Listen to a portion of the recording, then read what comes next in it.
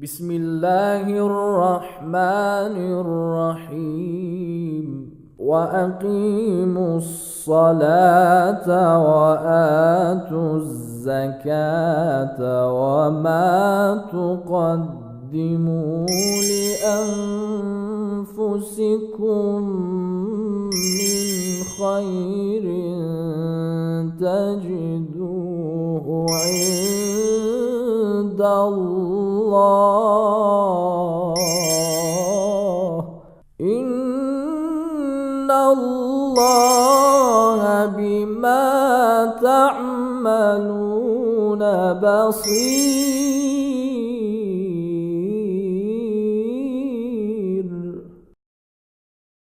أعوذ بالله من الشيطان الرجيم. بسم الله الرحمن الرحيم وصلى الله على محمد وآل بيته الطيبين الطاهرين المعصومين.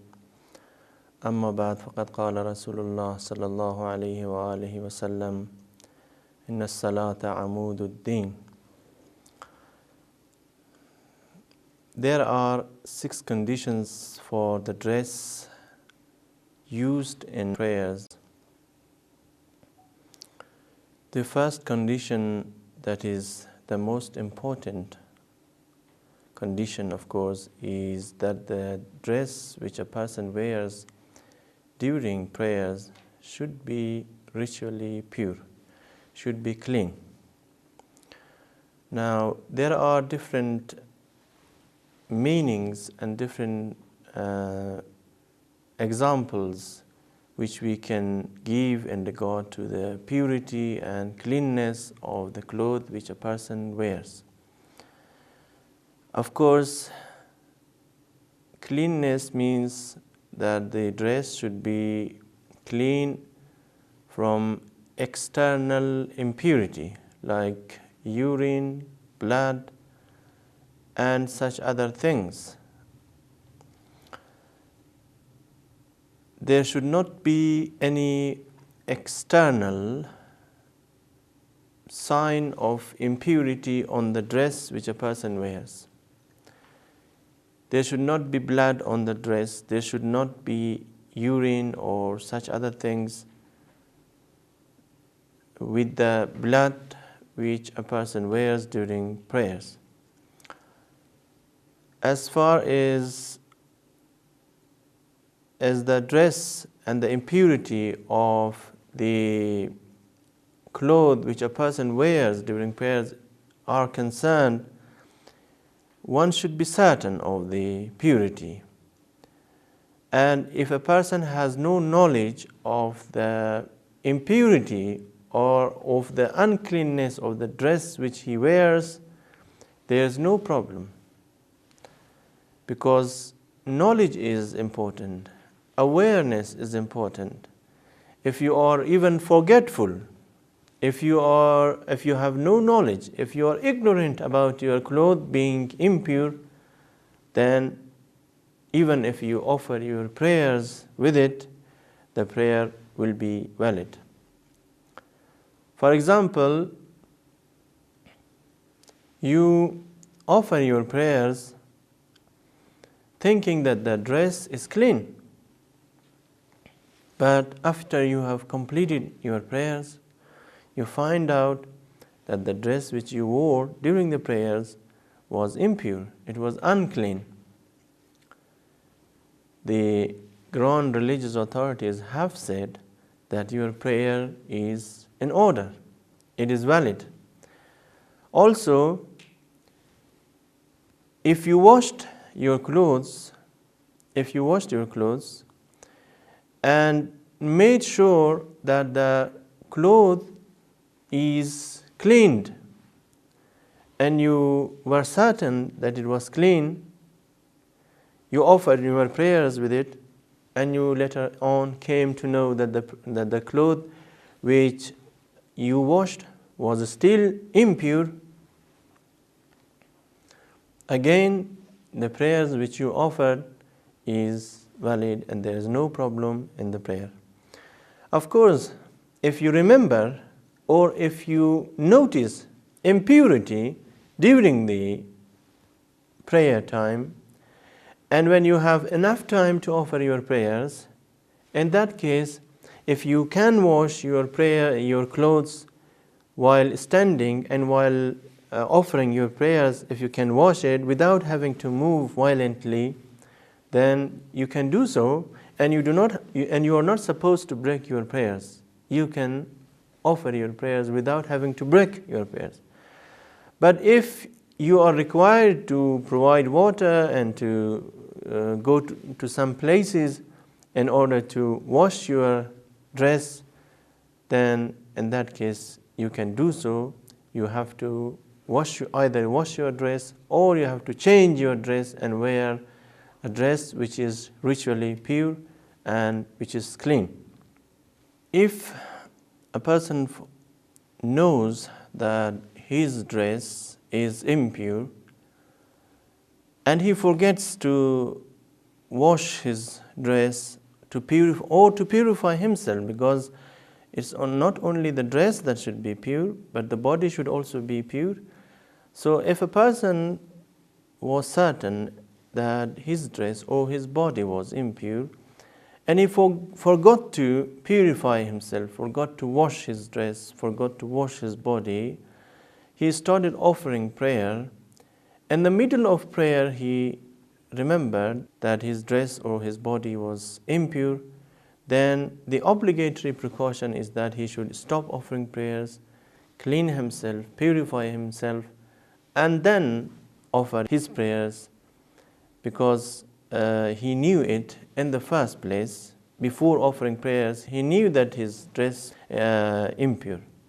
But if a person was sure, if a person was certain that his dress was clean and his body was clean, and he offered his prayers, and after completing the prayers he remembered that he notices that his cloth is impure or his body is impure, then in that case the prayer which he offered is valid, it is in order.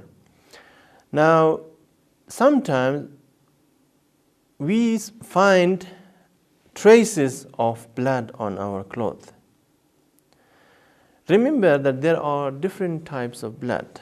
The blood of istihaza, the blood of haiz, menstrual blood, and the blood of nifas or the childbirth bleeding are very much impure. And if a small spot of blood from these three types of blood is found, or if a small trace of such blood is found on your cloth, the cloth will be impure and you cannot offer your prayers with it.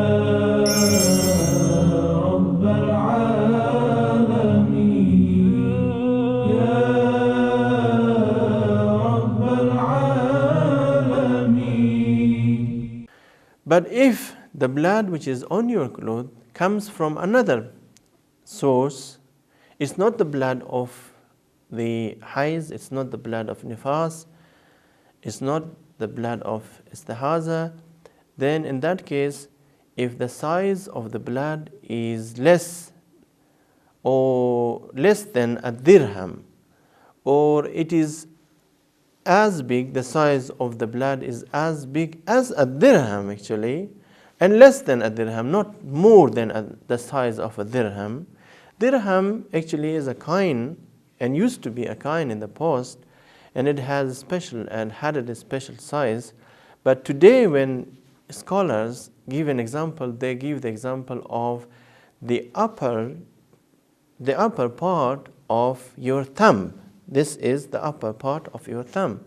They say that if the blood found on your clothes is not bigger than the upper part of your thumb, then that blood is exempted, and the person can offer his prayers with that blood. But if the size of the blood, if the traces, if the whole spots found on your body constitute and make a size bigger than the upper part of your thumb, then it is necessary to wash yourself, to clean yourself, to purify your dress, and you cannot offer your prayers with it. Now, sometimes you have injury and you have a sore on your body.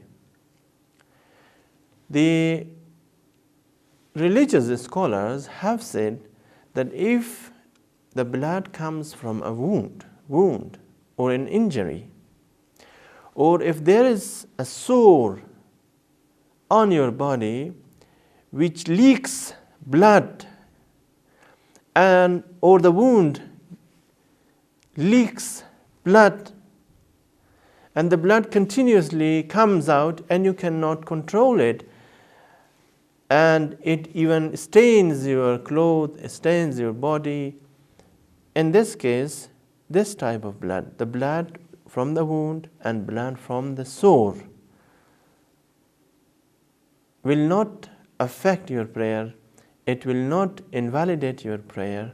You can offer your prayers even if the blood continuously comes out, because the blood of sore and injury is an exception. It's a different type of blood. It has been exempted. It is an exception. And also, if the blood comes from an external source, like for example when a cow is killed, and the blood of the cow spurts out, it gushes, and a small drop of blood falls on your cloth. If that blood is bigger than the size of a thumb, the upper part of your thumb, then you have to wash it. Otherwise, it is not necessary to wash it. You can offer your prayers with it. Now, this is, of course, the first condition. The first condition, as I said, the first condition of the dress with which you offer your prayers is that it should be clean. It should be clean from all kinds of impurity. As far as urine is concerned, the same ruling applies. There should not be a drop of urine on your clothes, and it should not be, and your clothes should not have been made impure with urine. Urine is impure even if a small drop falls on your clothes or on your body. So, a person, I should tell you, a person when he goes to the bathroom must wash himself with water. He cannot purify himself using a stone or using tissue, and he cannot offer prayers if he has used tissue or tissue paper, or he has used stone or something like that. He must use water to purify the outlet of the urinary organ. The next condition for the dress used in prayers is that the dress should be mubah. Of course, mubah means that it should be permissible for him to use. It should not have been purchased with a haram amount of money. It should not have been stolen from someone. It should not have been taken per force from someone. It should not have been usurped. So it should be a dress which first of all belongs to you, and then if it belongs to you, you must have paid the money to the owner. If you have purchased the cloth or the dress from someone, you should have paid money, or you should use it. If it does not belong to you, you should use it with the consent of the owner. You cannot wear someone's dress offering your prayers without his consent, without his permission. Actually, I have seen people wearing a friend's dress without asking him for permission. He is not sure whether his friend or his acquaintance permits him to offer his prayers or to use his clothes, use his clothes offering his prayers or not. So without his permission, without his consent, he uses his dress. That is not permissible, and you cannot offer your prayers using your friend's clothes if you are not sure that he will consent to it.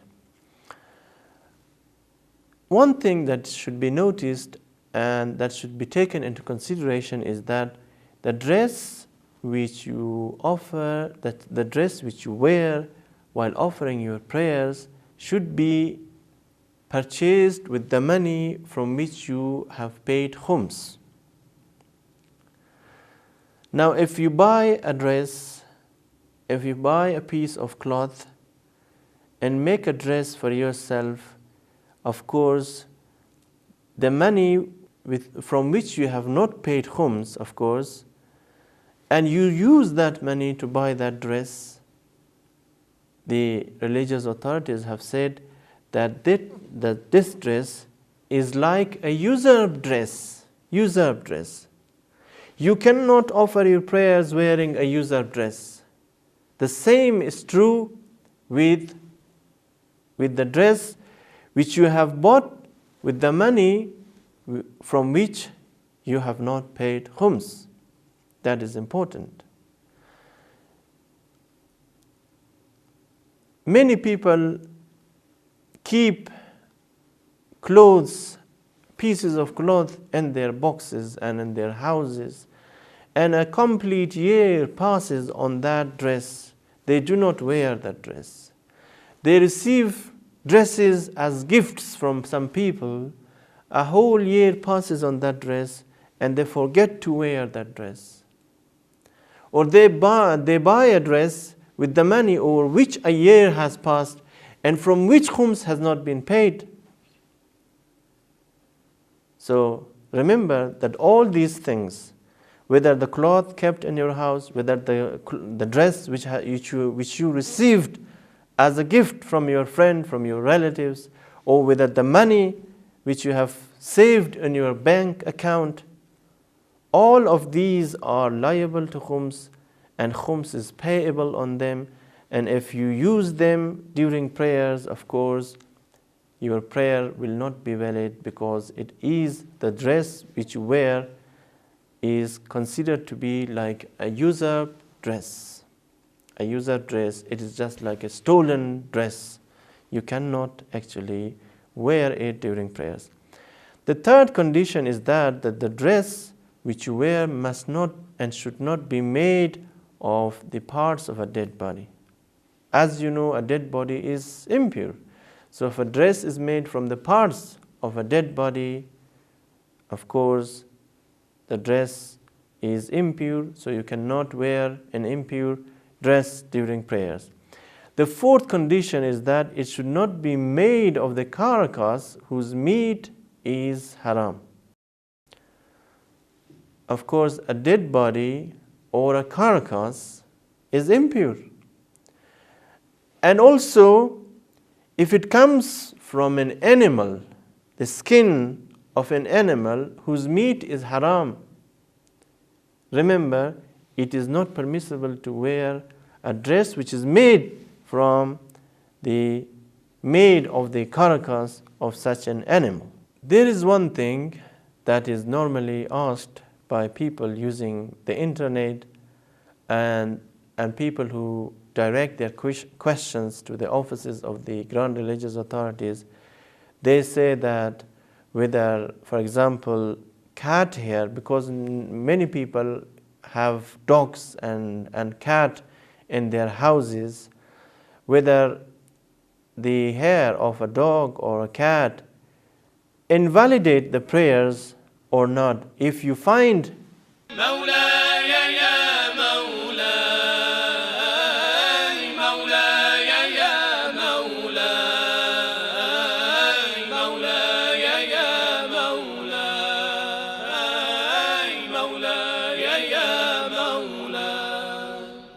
hair of a dog or a cat on your clothes, do you need to remove it from your clothes or not?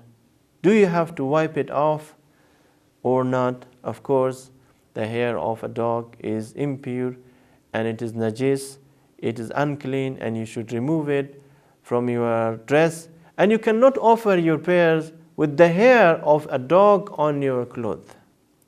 The same is true with a cat, but of course there are some scholars, some religious authorities who have said that cat hair does not invalidate the prayers.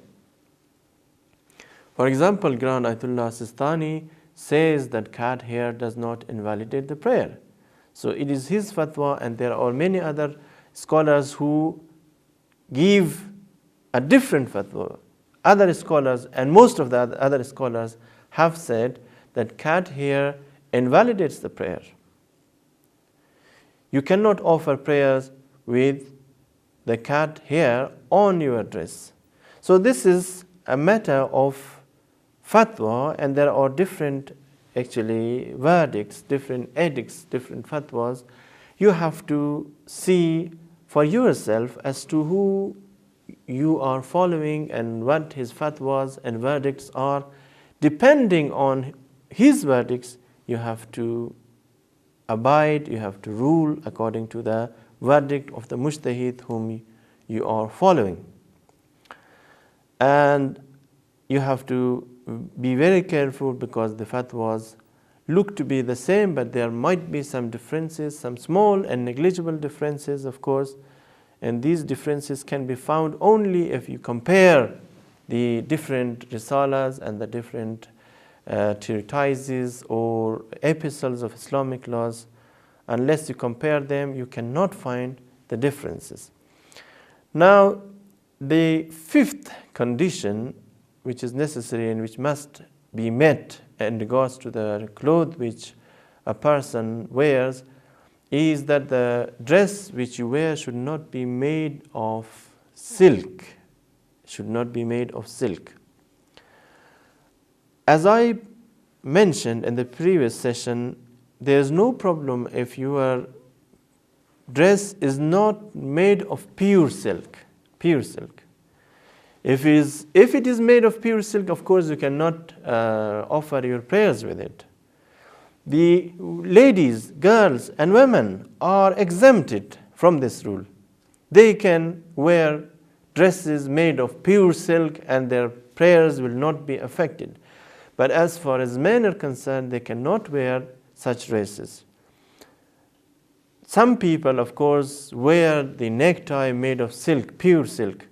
They should note, they should understand, they should know that if a piece of cloth is made of pure silk and you wear it during prayers, it will be haram for you in the first place, because wearing pure silk for men is haram, it's forbidden. On the other hand, it will affect your prayers, it will invalidate your prayers if the silk is made pure, if the cloth is made of pure silk. But if it's not made of pure silk, let's say if it is half silk and half wool, then there is no problem and your prayer will remain in order. The sixth condition which has to be taken into consideration is that you cannot wear a dress which is embroidered with gold. Of course, again, men are addressed by this rule. Women are exempted. Women can wear silk, women can wear gold, they can wear any kind of jewelry during prayer. There is no problem and there is no objection to women wearing such things. But men cannot wear gold rings, men cannot wear dresses embroidered with gold, men cannot wear any object, anything which is made of gold. Gold is absolutely forbidden for men to wear. Of course, if you have something in your pocket It might be a gold ring, it might be a piece of silk, but you're not wearing it. You are not wearing it during prayers. You have kept it in your pocket and you're not going to use it, and it's not meant for using, then even if it is made of silk, pure silk, even if it is that object is made of or embroidered with gold or made of gold, there is no problem in it. The same is true if you have, for example, a piece, a handkerchief which is impure, which is najis, or you can give the example, for example, of a glove, for example, a glove which is impure or which is made of some impure objects, and if you put it in your wallet or in your pocket, it will not affect your prayer. Now, there is one question that is normally asked by people from different walks of life. They ask questions about leather product, as to whether they can wear leather products or they can use leather products. For example, men normally wear belts, and those living in the West, of course, they cannot wear the belt if they are not sure that the belt is made of the hide or the skin of a halal animal, and an animal which has been slaughtered according to Islamic laws. But if they are certain, of course, that the animal has been slaughtered according to Islamic law, and that the skin or the leather product comes from that animal, then there is no problem in wearing it. As for the leather products sold and purchased from a Muslim market, a person living in an Islamic country, in a Muslim community, in a Muslim environment, in a Muslim market, he purchases, for example, a wallet or a purse or a belt made of leather. It's not necessary for him to investigate, to make sure that the belt or the leather product is made of halal animal or made of the skin of a halal animal. It's not necessary, because you buy it from a Muslim market. As long as you buy the product from a Muslim market, that is simply justified and that is permissible. And Muslim market itself is a purifying agent. We are relieved of the obligation to investigate or to search or to make sure that the product comes from a halal source or from the skin of a halal animal. No. Anything which you buy from a Muslim market, whether it is leather product or whether you buy meat from the Muslim market, you can use it, you can consume it, and it's not necessary to investigate. And these are some of the details regarding the conditions of prayer. Of course, inshallah, in the next session, in the next program to come, I will carry on the remaining rules regarding prayer. Of course, prayer is a detailed subject.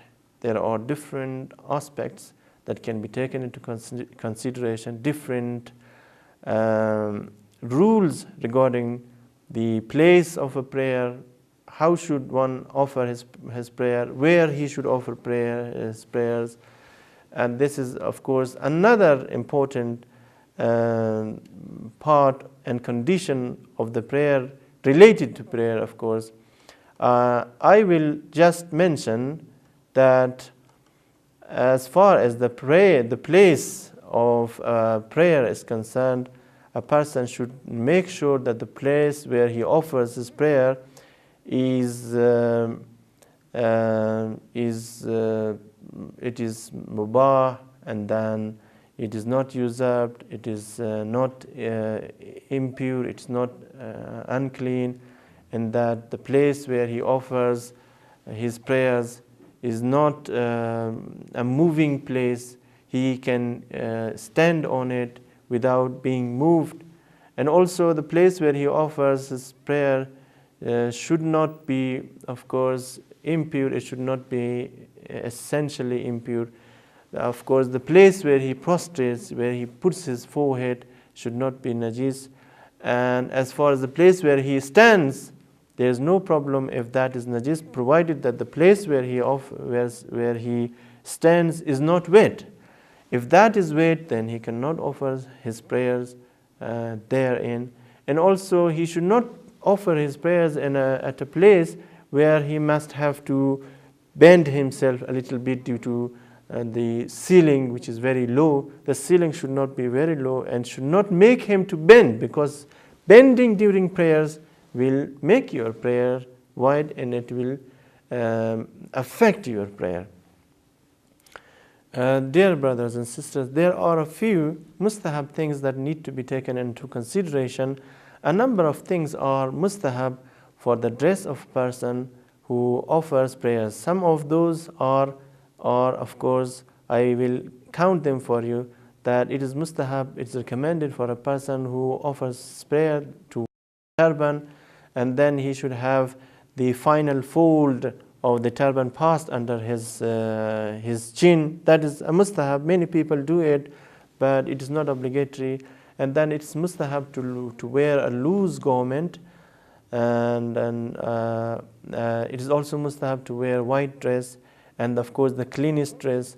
It's also recommended to wear perfume and to wear aqiq ring, a gate ring. That is mustahab. And of course the ring should be, it's good, it's recommended to wear it on the right hand finger, because it has been narrated from the Holy Prophet that he said, at-takhattum bil yamin. That means that the khatam, the ring, must be worn on the right hand finger.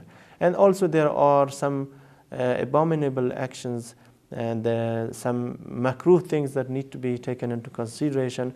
One of the makruh act is to wear black dress. Of course, wearing full black dress, not if for example, if your shirt is black but your trousers are white, there is no problem. But when it is makruh only when you wear complete black dress. And it's also makruh to wear tight dress. It's also makruh to put on a dress, the dress of a person the dress of a drunkard, of a person who is drunk. It is makruh. And of course it is makruh to wear a dress with images and pictures of animals on it. And also it is makruh to offer your prayers in the direction of a candle or a light or a lamp. You have to make sure that also that the room where you offer, there is no image right in front of you. In the image, it's makruh to offer your prayers with an image right in front of you. If it is on your left or on your right side or behind you, there's no problem, but it should not be in your direction. Thank you very much. Wassalamu alaikum wa rahmatullahi wa barakatuh. ربنا يا ربنا يا ربنا يا ربنا واغفر لنا وارحمنا يا ربنا ربنا يا ربنا يا ربنا واغفر لنا وارحمنا يا ربنا يا ربنا ربنا يا ربنا يا ربنا واغفر لنا وارحمنا يا ربنا ربنا يا ربنا يا ربنا